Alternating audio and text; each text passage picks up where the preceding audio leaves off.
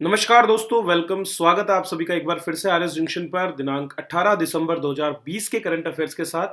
तो बहुत ही महत्वपूर्ण करंट अफेयर्स जो कि आपकी परीक्षाओं में काफ़ी कुछ स्थान रखते हैं। और दोस्तों, जो छात्र करंट अफेयर्स की तैयारी करके जाते हैं, वो निश्चित रूप से इन्हें सही भी करके आते हैं, क्योंकि इनका सिलेबस बिल्कुल लिमिटेड होता है और आपको बहुत ही कम जो है करंट अफेयर्स पढ़ने होते हैं, लेकिन यही करंट अफेयर्स जो है आपके बहुत से प्रश्नों को सही कर देते हैं। इसके साथ ही हम आरएस के बहुत से कंसेप्ट्स भी इन करंट अफेयर्स में क्लियर करते हैं जो आपके सिलेबस से रिलेटेड है। तो पूरे वीडियो को देखें और अगर अच्छा लगे तो लाइक, शेयर और सब्सक्राइब जरूर करें। चलिए तो शुरुआत करते हैं। अच्छा, इन वीडियो की पीडीएफ्स जो है वो आपको मंथली वाइज जो है मिल जाएगी हमारी एप्लीकेशन आरएस जंक्शन पर। तो आज ही हमारी आरएस जंक्शन एप्लीकेशन को डाउनलोड करें प्ले स्टोर से या फिर नीचे दिए गए लिंक से। तो चलिए पहला प्रश्न की बात करते हैं। पीएसएलवी अर्थात पोलर सैटेलाइट लॉन्च व्हीकल, जिसका C50 जो लॉन्च व्हीकल था, ये 50वां इसका लॉन्च था और इसको एक्सेल वर्जन बोलते हैं। एक्सटेंडेड जो एक्सेल वर्जन है उसके माध्यम से लॉन्च किया गया हमारा कम्युनिकेशन सैटेलाइट, जिसका नाम है CMS-01। पहले इसका नाम था GSAT-12R, ठीक है। बाद में नाम चेंज करके क्या कर दिया, CMS-01।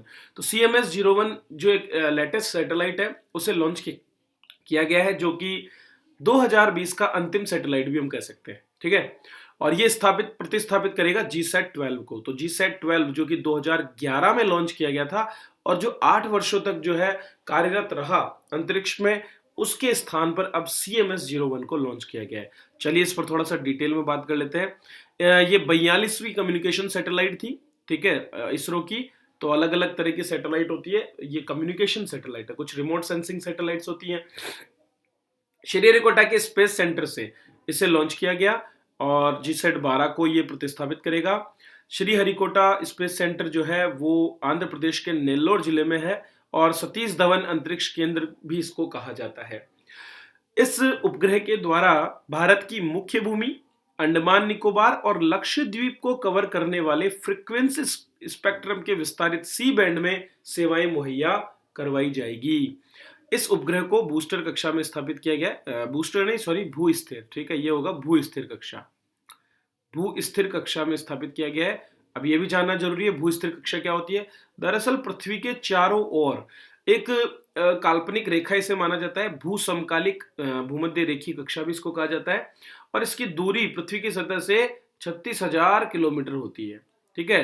तो जिस तरह से कोई उपग्रह है, जैसे कि चंद्रमा हमारा एक उपग्रह है, वो जैसे पृथ्वी का चक्कर लगाता है, उसी तरह से ये उपग्रह भी हमारे चारों तरफ घूमते हैं, ठीक है। और इसके साथ साथ पृथ्वी की घूमने की दिशा में ही इनका घूर्णन होता है। 36,000 किलोमीटर के ऊपर ये एक स्थान से सदैव स्थिर दिखाई देते हैं। मतलब अगर भारत के ऊपर इसे रखा जाएगा तो लगातार ये भारत के ऊपर वाली पोजीशन पर ही रहेगा, ठीक है। मतलब इसे इस तरह से मान के चलो कि ये एक रस्सी की तरह जुड़ा हुआ है और जब भी भारत ये पृथ्वी घूमेगी उसके साथ ही इस कक्षा में ये तेजी से गति करेगा और हमेशा उसी स्थान के ऊपर रहेगा।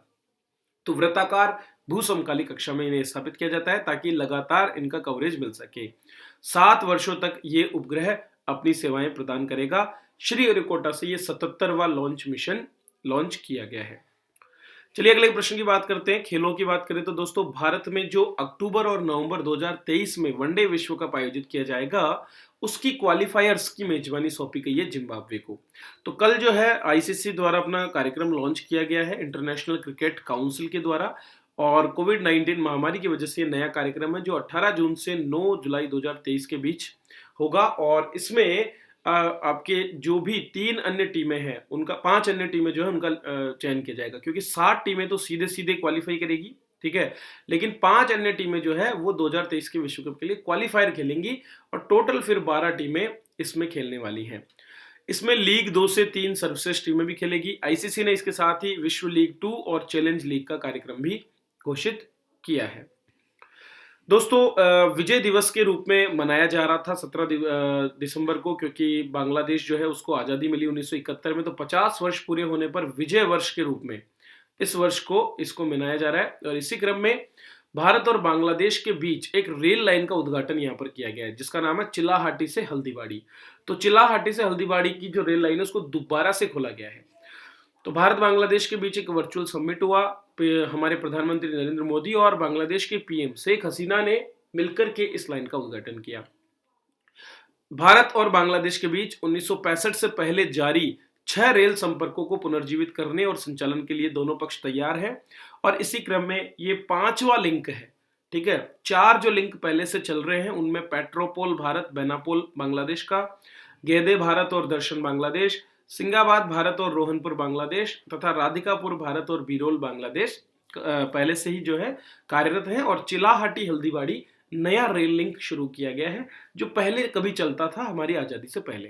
ठीक है, भारत बांग्लादेश वर्चुअल समिट के दौरान प्रधानमंत्री और जो पीएम है शेख हसीना, उन्होंने शेख मुजफ्फर सलमान पर एक स्मारक डाक टिकट भी जारी किया जिन्हें बांग्लादेश की आजादी के लिए एक महत्वपूर्ण शख्सियत के रूप में भी जाना जाता है। चलिए अगला प्रश्न देखते हैं। रक्षा क्षेत्र में हाल ही में सफल रूप से प्रक्षेपित की गई पृथ्वी 2 मिसाइल की मारक क्षमता क्या है? तो दोस्तों दूसरी बार इस मिसाइल का 1 महीने में ही सफल प्रक्षेपण किया गया और 350 किलोमीटर की मारक क्षमता इसकी है। तो 2 पृथ्वी बैलिस्टिक मिसाइलों को उड़ीसा में बालासोर के तट से प्रक्षेपित किया गया है।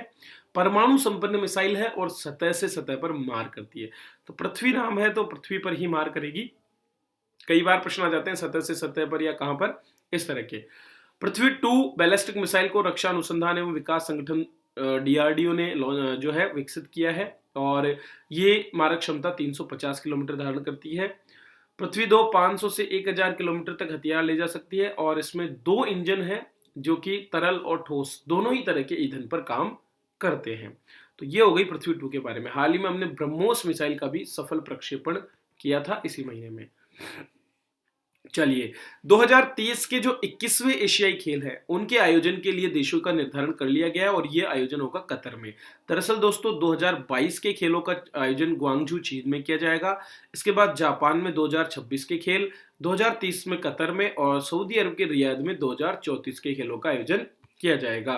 तो एशियाई खेल जो है एशिया का सबसे बड़ा टूर्नामेंट माना जाता है और कतर की राजधानी दोहा में 2030 के 21वें एशियन खेल खेले जाएंगे, जबकि इसके 4 साल बाद 2034 में 22वें एशियाई खेल सऊदी अरब के रियाद में आयोजित किए जाएंगे। इन दोनों प्रतिद्वंदी देशों के बीच करार के बाद यह फैसला लिया गया है। कतर में 2022 में फीफा विश्व कप भी आयोजित किया जाने वाला है। अगर हम पिछले खेलों की बात करें तो 18वें एशियाई खेल 2018 में इंडोनेशिया के जकार्ता में आयोजित किए गए थे, आप सभी ने देखा, उसके बारे में पढ़ा भी था। 19वें एशियाई गेम्स 2022 में हांगझोउ में, ठीक है, और 20वें 2026 में आईची नागोया में नागोया प्रोटोकॉल भी हुआ था, आप सभी ने पढ़ा होगा। चलिए, भारत ने पहले एशियाई खेलों की मेजबानी की थी सन 1951 में और उसके बाद 1982 में भारत को दूसरा मौका मिला था। याद रखिए, इन खेलों में शर्मनाक प्रदर्शन के बाद ही 1984 में भारत की पहली राष्ट्रीय खेल नीति भी लॉन्च की गई थी, जिसके बाद 1992 में दूसरी और सन 2000 में तीसरी खेल नीति हमारी लॉन्च की गई थी। तो आपके खेल नीतियों से जुड़े प्रश्न पेपर 3 में आते हैं, स्पोर्ट्स, योगा एंड लॉ में, तो इसीलिए मैंने थोड़ा बेसिक आपको बताया है। चलिए, निम्नलिखित में से किस खिलाड़ी ने सर्बिया के बेलग्रेड में कुश्ती विश्व कप प्रतियोगिता में रजत पदक जीता? तो दोस्तों अंशु मलिक एकमात्र महिला खिलाड़ी जिन्होंने रजत पदक प्राप्त किया है इस टूर्नामेंट में और पहला पदक जीता। सर्बिया के बेलग्रेड में ये कुश्ती चल रही है और ये खिलाड़ी है हरियाणा के जींद जिले के निडानी गांव की और इन्होंने 57 किलोग्राम वर्ग में फाइनल मुकाबले में हार के बाद रजत पदक जीता। उन्हें मैसिडोनिया की पहलवान अनास्तासिया निचिता ने हराया। बात करें अंशु की तो इसी साल अंशु ने जो है नई दिल्ली में एशियाई चैंपियनशिप में कांस्य पदक जीता था, जबकि रोम में मातियो पेलिकॉन टूर्नामेंट में भी रजत पदक उन्होंने हासिल किया। चलिए दोस्तों, खेलों का ही एक और प्रश्न है। हाल ही में भारत द्वारा विश्व एंटी डोपिंग एजेंसी अर्थात वर्ल्ड एंटी डोपिंग एजेंसी वाडा को वैश्विक शोध बजट में $1 मिलियन दिए हैं। 1 मिलियन = 10 लाख और डॉलर की कीमत तो आप जानते ही हैं, तो ये काफी बड़ी संख्या, लगभग 7.6 करोड़ रुपए हो गए हैं। बिलियन की बात करें तो 1 बिलियन जो है ये बराबर होता है 1 अरब की, ठीक है, या फिर हम बोल सकते हैं 100 करोड़, ठीक है। तो ये अलग अलग टर्म्स हैं जिनको आप समझें। चलिए, विश्व स्तर पर खेलों को स्वच्छ स्वरूप प्रदान करने की अपनी प्रतिबद्धता को दर्शाते हुए भारत ने वाडा को ये $1 बिलियन दिया, जो कि बाकी कई देशों से बहुत ज्यादा है। तो भारत द्वारा दिया गया $1 मिलियन का योगदान चीन, सऊदी अरब और मिस्र समेत कई देशों से ज्यादा है। लगभग $10 मिलियन का एक कोष तैयार किया जा रहा है जिसको प्रयोग किया जाएगा डोपिंग को रोकने के लिए। डोपिंग दरअसल किसी भी खिलाड़ी द्वारा अपनी क्षमता को वर्धित करने के लिए विभिन्न प्रकार की दवाओं के प्रयोग को कहा जाता है, और एंटी डोपिंग मतलब इन्हें रोकना है।